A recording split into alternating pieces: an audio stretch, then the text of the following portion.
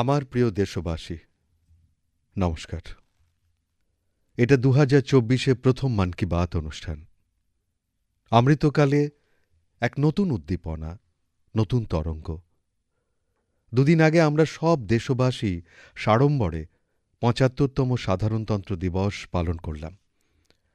এবছর আমাদের সংবিধানেরও ৭৫ বছর হচ্ছে, আর সুপ্রিম কোর্টেরও ৭৫ বছর পূর্তি হচ্ছে। আমাদের গণতন্ত্রের এই পর্ব গণতন্ত্রের জননী হিসাবে ভারতকে আরও শক্তিশালী করে। ভারতের সংবিধান এত সুগভীর পর্যালোচনার পরে তৈরি হয়েছে যে তাকে জীবন্ত দলিল বলা হয়। এই সংবিধানের মূল সংস্করণের ৩য় অধ্যায়ে ভারতের নাগরিকদের মৌলিক অধিকারসমূহের বর্ণনা করা হয়েছে, আর এটা খুব আকর্ষণীয় বিষয় যে ৩য় অধ্যায়ের শুরুতে আমাদের সংবিধান প্রণেতারা ভগবান রাম, মা সীতা এবং লক্ষ্মণজির ছবি রেখেছেন। প্রভু রামের শাসন আমাদের সংবিধান প্রণেতাদের জন্য অনুপ্রেরণার উৎস ছিল, আর এই কারণে ২২শে জানুয়ারি অযোধ্যায় আমি দেব থেকে দেশের কথা বলেছিলাম, রাম থেকে রাষ্ট্রের কথা আলোচনা করেছিলাম। বন্ধুরা, অযোধ্যায় প্রাণ প্রতিষ্ঠার অনুষ্ঠান দেশের কোটি কোটি মানুষকে যেন এক সূত্রে গেঁথেছে। সবার ভাবনা এক, ভক্তি এক, সবার কথায় রাম, সবার হৃদয়ে রাম। দেশের অনেক মানুষ এই সময় রামের ভজন গেয়ে রামের চরণে সমর্পণ করেছেন। ২২শে জানুয়ারির সন্ধ্যায় গোটা দেশ রাম জ্যোতি প্রজ্জ্বলিত করেছে, দীপাবলি উদযাপন করেছে। এই সময় দেশ ঐক্যের শক্তি দেখেছে, যা বিকশিত ভারত সম্পর্কে আমাদের সংকল্পের একটা খুব বড় ভিত্তি। আমি দেশের মানুষের কাছে অনুরোধ রেখেছিলাম যে মকর সংক্রান্তি থেকে ২২শে জানুয়ারি অবধি স্বচ্ছতার অভিযান চালানো হোক। আমার ভালো লেগেছে যে লক্ষ লক্ষ মানুষ শ্রদ্ধার সঙ্গে নিজেদের এলাকার ধর্মীয় স্থান পরিষ্কার করেছে। কত মানুষ এ সম্পর্কিত ছবি পাঠিয়েছেন আমাকে, ভিডিও পাঠিয়েছেন। এই চিন্তা যেন রুদ্ধ না হয়, এই অভিযান না থামে। ঐক্যের এটাই শক্তি আমাদের দেশের সাফল্যকে নতুন উচ্চতায় পৌঁছে দেবে। আমার প্রিয় দেশবাসী, এবার ২৬শে জানুয়ারি প্যারেড অত্যন্ত চমৎকার ছিল, তবে সর্বাধিক চর্চা হয়েছে প্যারেডে নারী শক্তিকে দেখে। যখন কর্তব্যপথে কেন্দ্রীয় সুরক্ষা বল ও দিল্লি পুলিশের মহিলা বাহিনী কুচকাওয়াজ শুরু করলেন, তখন সকলের মন গর্বে ভরে উঠল। মহিলা ব্যান্ডের মার্চ দেখে, তাদের দুর্দান্ত তালমিল দেখে দেশ বিদেশের মানুষও সেই ছন্দে দুলে উঠছিলেন। এবারে প্যারেডে মার্চ করা ২০টি বাহিনীর মধ্যে ১১টি বাহিনী নারীদেরই ছিল। আমরা দেখেছি যে ট্যাবলোগুলো বেরিয়েছিল তাতেও মহিলা শিল্পীরাই ছিলেন। যে সাংস্কৃতিক অনুষ্ঠান হয়েছে তাতেও প্রায় ১৫০০ মেয়ে অংশ নিয়েছেন। অনেক মহিলা শিল্পী শঙ্খ, নাদস্বরম, নাগারার মতো ভারতীয় বাদ্যযন্ত্র বাজাচ্ছিলেন। ডিআরডিও যে ট্যাবলো বার করেছিল তাও সবার মনোযোগ আকর্ষণ করেছে। তাতে দেখানো হয়েছে কিভাবে নারী শক্তি জল, স্থল, আকাশ, সাইবার ও স্পেস প্রত্যেক ক্ষেত্রে দেশকে সুরক্ষিত রাখছে। একবিংশ শতাব্দীর ভারত এভাবেই ওম্যান লেড ডেভেলপমেন্টের মন্ত্রকে সঙ্গে নিয়ে অগ্রসর হচ্ছে। বন্ধুরা, কিছুদিন আগে অর্জুন পুরস্কার প্রদানের সমারোহ আপনারা নিশ্চয়ই দেখেছেন। সেই অনুষ্ঠানে রাষ্ট্রপতি ভবনে দেশের অনেক উদীয়মান ক্রীড়াবিদ ও অ্যাথলিটদের সম্মানিত করা হয়েছে।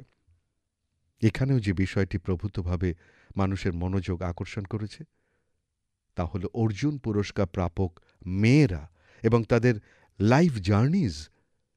এবার ১৩ জন উইমেন অ্যাথলিটকে অর্জুন অ্যাওয়ার্ডে সম্মানিত করা হয়েছে। এই উইমেন অ্যাথলিটরা অনেক নামকরা টুর্নামেন্টে অংশ নিয়েছেন এবং ভারতের পতাকা উড্ডীন করেছেন। শারীরিক সমস্যা, আর্থিক সমস্যা এই সাহসী এবং ট্যালেন্টেড ক্রীড়াবিদদের সামনে দাঁড়াতেই পারেনি। পরিবর্তনশীল এই ভারতে প্রত্যেক ক্ষেত্রেই ভারতের মেয়েরা, ভারতের মহিলারা তাক লাগিয়ে দিচ্ছেন। অপর এক ক্ষেত্র যেখানে মহিলারা নিজেদের নিশান উড়িয়েছেন তা হল সেলফ হেল্প গ্রুপস।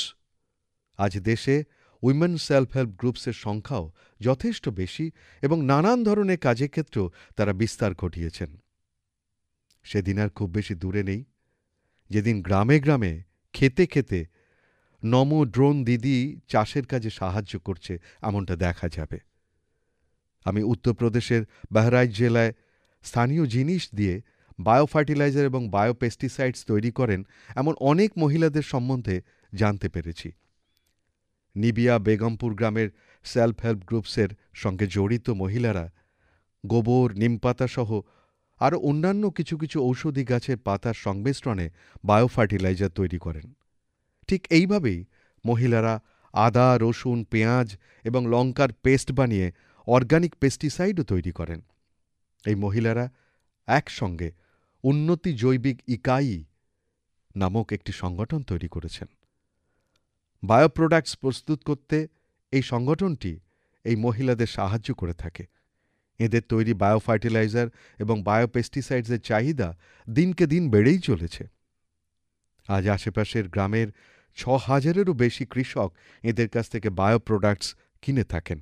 এর ফলে সেলফ হেল্প গ্রুপসের সঙ্গে জড়িত এই মহিলাদের আয় যেমন বেড়েছে, তাদের আর্থিক অবস্থারও উন্নতি ঘটেছে। আমার প্রিয় দেশবাসী, মন কি বাতে আমরা এমন দেশবাসীর প্রচেষ্টাকে সামনে আনি যারা নিঃস্বার্থ ভাবনার সঙ্গে সমাজকে, দেশকে সশক্ত করার কাজ করছে। এরকম অবস্থায় ৩ দিন আগে যখন দেশ পদ্ম পুরস্কার ঘোষণা করেছিল, তখন মন কি বাতে এরকম মানুষের চর্চা করাটাই স্বাভাবিক। এইবারও এমন অনেক দেশবাসীকে পদ্ম সম্মান দেওয়া হয়েছে যারা মাটির সঙ্গে জুড়ে থেকে সমাজে বড় বড় পরিবর্তন আনার জন্য কাজ করেছেন। এই ইন্সপায়ারিং মানুষদের জীবনযাত্রা সম্বন্ধে জানার জন্য দেশের মানুষের মধ্যে অনেক ঔৎসুক্য দেখা গেছে। মিডিয়ার হেডলাইন্স থেকে দূরে, খবরের কাগজে ফ্রন্ট পেজ থেকে দূরে এই মানুষেরা বিনা কোনো লাইমলাইটে থেকেই সমাজ সেবার সঙ্গে যুক্ত। আমরা আগে এই সব মানুষদের সম্পর্কে হয়তো জানতামই না, কিন্তু এখন আমি খুশি যে পদ্ম সম্মান ঘোষণার পর এরকম মানুষদের চর্চা সব জায়গায় হচ্ছে। মানুষ এদের সম্বন্ধে বেশি বেশি জানার ব্যাপারে আগ্রহী। পদ্ম পুরস্কার পাওয়া বেশিরভাগ মানুষেরা নিজ নিজ ক্ষেত্রে অভিনব কাজ করছেন। যেমন কেউ অ্যাম্বুলেন্স পরিষেবা ব্যবস্থা করেছেন, তো কেউ অসহায়দের জন্য মাথার উপর ছাদের ব্যবস্থা করেছেন। কিছু মানুষ তো হাজার হাজার গাছ লাগিয়ে প্রকৃতি সংরক্ষণে কাজ করছেন। একজন এমনও আছেন যিনি চালের ৬৫০-রও বেশি প্রকারের সংরক্ষণ করছেন। একজন এমনও আছেন যিনি ড্রাগস আর মদের নেশা থেকে বাঁচার জন্য সমাজে সচেতনতা বাড়াচ্ছেন। কিছু এমনও মানুষ আছেন যারা সেলফ হেল্প গ্রুপ, বিশেষ করে নারী শক্তি অভিযানে জনগণকে যুক্ত করার জন্য উদ্যোগী হয়েছেন। দেশবাসীও আনন্দিত যে পুরস্কার প্রাপকদের মধ্যে ৩০ জন মহিলা। এই মহিলারা তৃণমূল স্তরে নিজেদের কাজের মাধ্যমে দেশকে এগিয়ে নিয়ে চলেছে। বন্ধুরা, পদ্ম সম্মান যারা পেয়েছেন তাদের প্রত্যেকের যোগদান দেশবাসীকে উৎসাহিত করবে। এইবার পুরস্কার প্রাপকদের মধ্যে বহু সংখ্যায় তাঁরা আছেন যারা শাস্ত্রীয় নৃত্য, শাস্ত্রীয় সঙ্গীত, লোকনৃত্য, থিয়েটার ও ভজনের জগতে দেশের নাম উজ্জ্বল করেছেন। প্রাকৃত, মালভী ও লম্বাডি ভাষায় অত্যন্ত উৎকৃষ্ট কাজ যারা করেছেন তাদেরকেও পুরস্কৃত করা হয়েছে। কয়েকজন বিশেষ বিদেশিকেও পদ্ম সম্মানে সম্মানিত করা হয়েছে, যাদের কাজের মাধ্যমে ভারতের সংস্কৃতি ও ঐতিহ্য নতুন উচ্চতা স্পর্শ করেছে। এদের মধ্যে ফ্রান্স, তাইওয়ান, মেক্সিকো আর বাংলাদেশের নাগরিকরাও সামিল আছেন। বন্ধুরা, আমি ভীষণ আনন্দিত যে গত ১ দশকে পদ্ম সম্মানের সিস্টেম পুরোপুরিভাবে বদলে গেছে। এটি এখন পিপলস পদ্ম হয়ে গেছে। পদ্ম সম্মান দেওয়ার ব্যবস্থাতেও অনেক পরিবর্তন করা হয়েছে। এখন জনগণের কাছে নিজেকে পদ্ম সম্মানের জন্য নমিনেট করারও সুযোগ রয়েছে। ঠিক এই কারণেই ২০১৪-র তুলনায় এবছর ২৮ গুণ বেশি নমিনেশনস এসেছে। এতেই বোঝা যায় যে পদ্ম সম্মানের প্রতিষ্ঠা, তার বিশ্বাসযোগ্যতা, তার প্রতি সম্মান প্রত্যেক বছর বেড়েই চলেছে। আমি পদ্ম সম্মান প্রাপকদের আরও একবার আমার শুভেচ্ছা জানাই। আমার প্রিয় দেশবাসী, কথায় বলে যে প্রত্যেক জীবনেরই একটা লক্ষ্য থাকে। প্রত্যেকেই একটি লক্ষ্যকে সার্থক করে তুলতেই জন্মগ্রহণ করে। এর জন্য মানুষ সম্পূর্ণ নিষ্ঠার সাথে নিজের কর্তব্য পালন করে। আমরা দেখেছি যে কেউ সমাজসেবার মাধ্যমে, কেউ সেনাবাহিনীতে ভর্তি হয়ে, কেউ আগামী প্রজন্মকে পড়িয়ে নিজেদের কর্তব্য পালন করেন। কিন্তু বন্ধুরা, আমাদের মধ্যে এমন কিছু মানুষ আছেন যারা মৃত্যুর পরেও সমাজের প্রতি তাদের কর্তব্য পালন করে যায়, আর এর জন্য তাদের মাধ্যম হয়ে ওঠে মরণোত্তর অঙ্গদান। বিগত কয়েক বছরে আমাদের দেশে ১,০০০-এরও বেশি মানুষ মরণোত্তর নিজেদের অঙ্গদান করেছেন। এটা খুব একটা সহজ সিদ্ধান্ত হয় না, কিন্তু এই কঠিন নির্ণয়ে অনেকের কাছে জীবনদায়ী হয়। আমি সেই সকল পরিবারের প্রশংসা করি যারা তাদের নিকটাত্মীয়ের শেষ ইচ্ছেকে মর্যাদা দিয়েছেন। আজ আমাদের দেশে অনেক সংগঠন এই দিকে প্রেরণাদায়ক কাজ করছে। কিছু সংগঠন অঙ্গদানের জন্য মানুষদের মধ্যে সচেতনতা বাড়ানোর কাজ করছে। কিছু সংস্থা অঙ্গদানে ইচ্ছুক ব্যক্তিদের রেজিস্ট্রেশন করতে সাহায্য করছে। এই সম্মিলিত প্রচেষ্টাতে দেশে অর্গান ডোনেশন নিয়ে এক ইতিবাচক আবহ তৈরি হয়েছে এবং বহু মানুষের প্রাণও রক্ষা হচ্ছে। আমার প্রিয় দেশবাসী, এখন আমি আপনাদের সঙ্গে ভারতের এমন এক বিষয় সম্পর্কে বলবো যার ফলে অসুস্থ মানুষেরা উপকৃত হবেন, তাদের খানিক কষ্ট লাঘব হবে। আপনাদের মধ্যে এমন অনেকে আছেন যারা চিকিৎসার জন্য আয়ুর্বেদ, সিদ্ধা বা ইউনানির দ্বারস্থ হন। কিন্তু অসুবিধে তখন হয় যখন এই রোগীরা এই পদ্ধতির অন্য কোনো চিকিৎসকের কাছে যান। এই চিকিৎসা পদ্ধতিগুলিতে রোগের নাম, চিকিৎসা পদ্ধতি, ওষুধের নাম ইত্যাদি লেখার জন্য এক পরিভাষা ব্যবহার করা হয় না। প্রত্যেক চিকিৎসক তার নিজের মতো করে রোগের নাম, চিকিৎসার পদ্ধতির বিবরণ লেখে।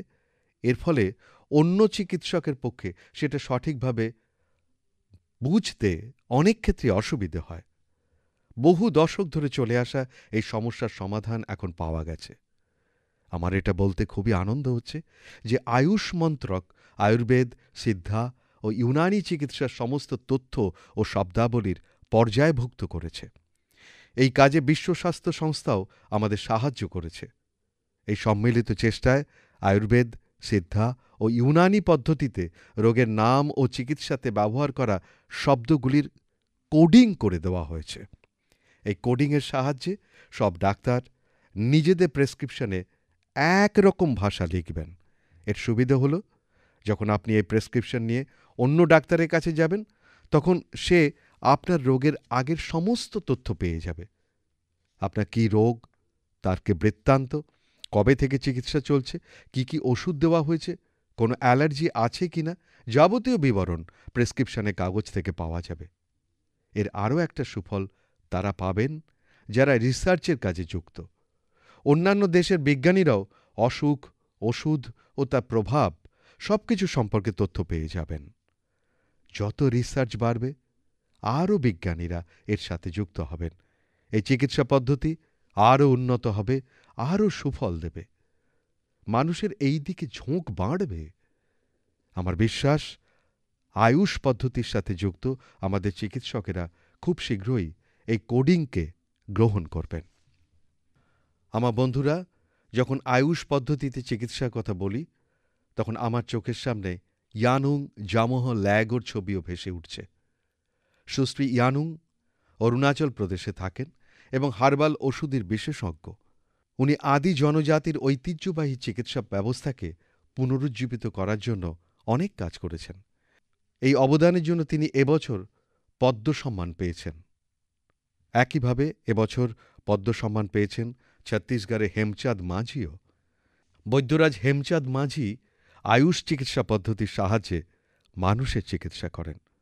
ছত্তিশগড়ের নারায়ণপুরে দরিদ্র রোগীদের চিকিৎসা করছেন প্রায় ৫ দশকেরও বেশি সময় ধরে। আমাদের দেশে আয়ুর্বেদ এবং হার্বাল মেডিসিনের যে সম্পদ লুকিয়ে আছে, সেগুলোর সংরক্ষণে সুশ্রী ইয়ানুং এবং হেমচাঁদ মাঝির মতো মানুষদের বড় ভূমিকা আছে। আমার প্রিয় দেশবাসী, মন কি বাতের মাধ্যমে আপনাদের এবং আমার মধ্যে যে সম্পর্ক তৈরি হয়েছে তা ১ দশকেরও বেশি পুরনো। সোশ্যাল মিডিয়া এবং ইন্টারনেটের যুগেও রেডিও সম্পূর্ণ দেশকে জুড়ে রাখার একটি শক্তিশালী মাধ্যম। রেডিওর শক্তি কতটা পরিবর্তন আনতে পারে তার এক অনন্য উদাহরণ ছত্তিশগড়ে দেখতে পাওয়া গেছে।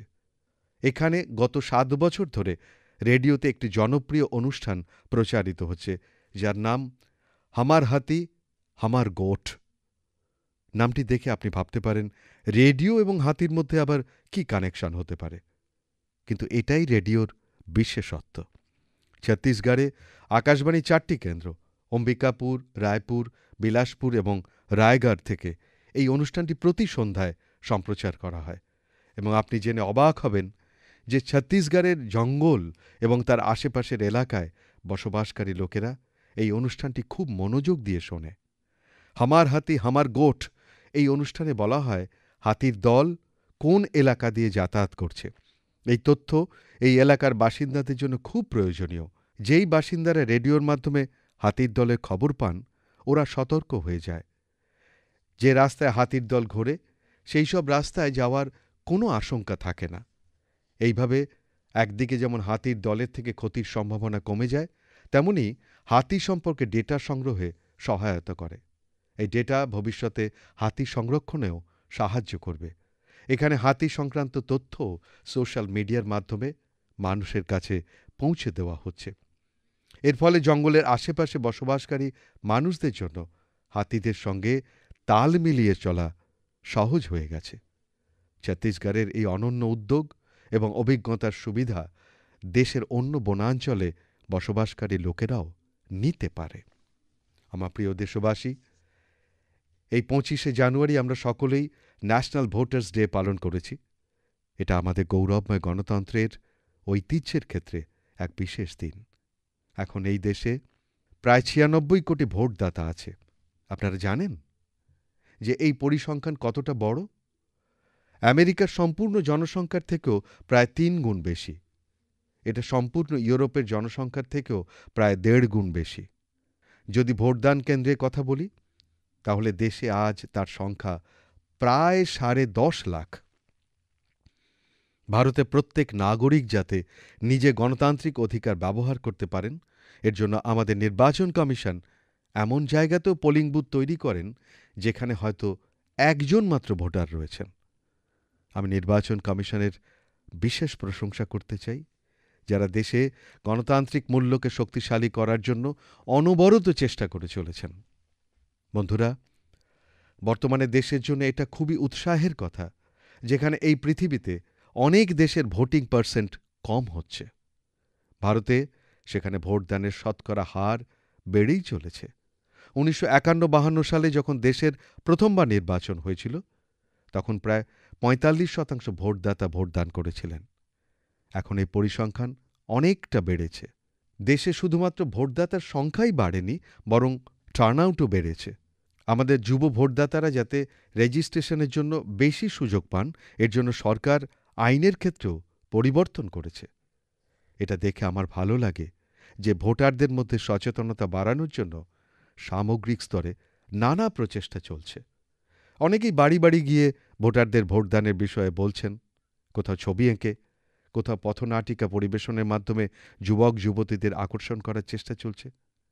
এমন প্রত্যেক প্রচেষ্টা আমাদের গণতন্ত্রের উৎসবে ভিন্ন ভিন্ন রং প্রদান করছে। আমি মন কি বাতের মাধ্যমে আমার ফার্স্ট টাইম ভোটার্সদের বলব যে তারা যেন ভোটের লিস্টে নিজের নাম অবশ্যই অন্তর্ভুক্ত করে। ন্যাশনাল ভোটার সার্ভিস পোর্টাল এবং ভোটার হেল্পলাইন অ্যাপের মাধ্যমে তারা খুব সহজেই এই কাজ অনলাইনে করতে পারবেন। আপনারা এটা সবসময় মনে রাখবেন যে আপনাদের একটা ভোট দেশের ভাগ্য বদলে দিতে পারে, দেশের ভাগ্য তৈরি করতে পারে। আমার প্রিয় দেশবাসী, আজ ২৮শে জানুয়ারি ভারতের এমন দুজন মহান ব্যক্তির জন্মজয়ন্তী, যাঁরা ভিন্ন ভিন্ন সময়ে দেশভক্তির নিদর্শন রেখেছেন। আজ দেশ পাঞ্জাব কেশরী লালা লাজপত রায়জিকে শ্রদ্ধাঞ্জলি প্রদান করছে। লালাজি স্বাধীনতা সংগ্রামের এক এমন যোদ্ধা, যিনি বিদেশি শাসন থেকে মুক্তি প্রদানের জন্য নিজের জীবন আহুতি দিয়েছিলেন। লালাজির ব্যক্তিত্বকে শুধুমাত্র স্বাধীনতা সংগ্রামের মধ্যেই সীমাবদ্ধ রাখা যায় না। তিনি ছিলেন অত্যন্ত দূরদর্শী। পাঞ্জাব ন্যাশনাল ব্যাংক এবং আরও বহু প্রতিষ্ঠান তৈরিতে তাঁর ভূমিকা ছিল গুরুত্বপূর্ণ। তাঁর উদ্দেশ্য শুধুই আমাদের দেশ থেকে বিদেশিদের বিতাড়িত করা ছিল না, আমাদের দেশকে অর্থনৈতিকভাবে শক্তিশালী করা ভিশনও তাঁর চিন্তাভাবনার একটা গুরুত্বপূর্ণ অংশ ছিল। তাঁর মতাদর্শ এবং আত্মত্যাগ ভগৎ সিংকে ভীষণ উদ্বুদ্ধ করেছিল। আজ ফিল্ড মার্শাল কে.এম. কারিয়াপ্পাজিকেও শ্রদ্ধার সঙ্গে স্মরণ করার দিন। ইতিহাসের একটা খুব গুরুত্বপূর্ণ সময় তিনি আমাদের সেনাবাহিনীর নেতৃত্ব দিয়েছিলেন এবং শৌর্য ও সাহসের দৃষ্টান্ত স্থাপন করেছিলেন। আমাদের সেনাবাহিনীকে শক্তিশালী করে তুলতে তার অবদান অত্যন্ত গুরুত্বপূর্ণ।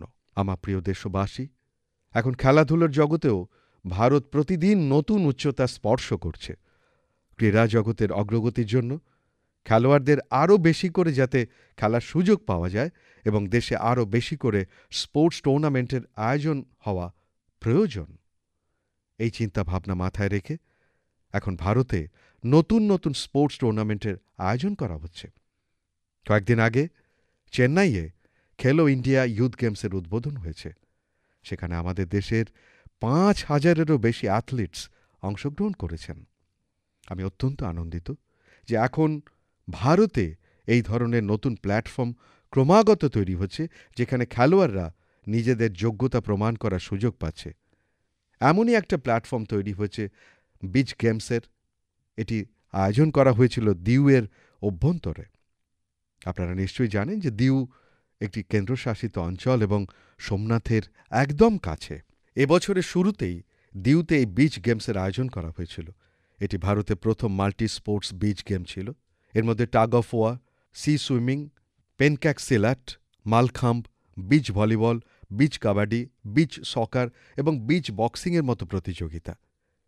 এতে প্রত্যেক প্রতিযোগী তার প্রতিভা প্রদর্শনে পর্যাপ্ত সুযোগ পেয়েছে এবং আপনি জেনে অবাক হবেন যে এই টুর্নামেন্টে অনেক খেলোয়াড় এসেছিল এমন রাজ্য থেকে যাদের সমুদ্রের সাথে দূর দূরান্তেও কোনো যোগাযোগ নেই। মধ্যপ্রদেশ এই টুর্নামেন্টে সর্বোচ্চ পদক জিতেছে, যেখানে কোনো সমুদ্র সৈকত নেই। খেলাধুলোর প্রতি এই মনোভাব যে কোনো দেশকে ক্রীড়া জগতের সর্বশ্রেষ্ঠ করে তোলে। আমার প্রিয় দেশবাসী, মন কি বাতে আমার সঙ্গে এবার এটুকুই। ফেব্রুয়ারিতে আবার আপনাদের সঙ্গে কথা হবে। দেশে মানুষের সম্মিলিত প্রচেষ্টায়, ব্যক্তিগত প্রচেষ্টায় কিভাবে দেশ অগ্রসর হচ্ছে, এই বিষয়েই আমাদের ফোকাস থাকবে। বন্ধুরা, আগামীকাল ২৯ তারিখ সকাল ১১টায় আমি পরীক্ষা পে চর্চা অনুষ্ঠানটিও করব। পরীক্ষা পে চর্চার এটা ৭ম সংস্করণ। এটি এমন একটি অনুষ্ঠান যার প্রতীক্ষা আমি সব সময় করি। এর মাধ্যমে আমি স্টুডেন্টসদের সঙ্গে কথাবার্তা বলার সুযোগ পাই এবং আমি ওদের পরীক্ষা সংক্রান্ত চিন্তা নিরসন করার প্রচেষ্টা করি। বিগত ৭ বছরে পরীক্ষা পে চর্চা শিক্ষা ও পরীক্ষা সম্পর্কিত বেশ কিছু বিষয় নিয়ে আলোচনা করার খুব ভালো মাধ্যম হিসেবে উঠে এসেছে। আমি খুব খুশি যে এবার ২.২ কোটিরও বেশি বিদ্যার্থী এর জন্য রেজিস্ট্রেশন করেছেন এবং এর ব্যাপারে নিজস্ব ইনপুটসও দিয়েছেন। আমি আপনাদের জানিয়ে দিই যে যেবার প্রথম ২০১৮তে আমরা এই অনুষ্ঠান শুরু করেছিলাম, তখন এই সংখ্যাটি কেবল ২২,০০০ ছিল। স্টুডেন্টসদের অনুপ্রাণিত করার জন্য ও পরীক্ষা সংক্রান্ত চাপ ও চিন্তা নিয়ে সচেতনতা বাড়ানোর জন্য বহু অভিনব পদক্ষেপও নেওয়া হয়েছে। আমি আপনাদের সবার কাছে, বিশেষ করে যুবাদের কাছে, বিদ্যার্থীদের কাছে অনুরোধ করব যে তাঁরা কাল রেকর্ড সংখ্যায় সামিল হন। আমারও আপনাদের সঙ্গে কথা বলতে ভালো লাগবে। এই কথাগুলোর সঙ্গেই আমি মন কি বাতের এই পর্বে আপনাদের কাছ থেকে বিদায় নিচ্ছি। শিগগিরই আবার দেখা হবে। ধন্যবাদ।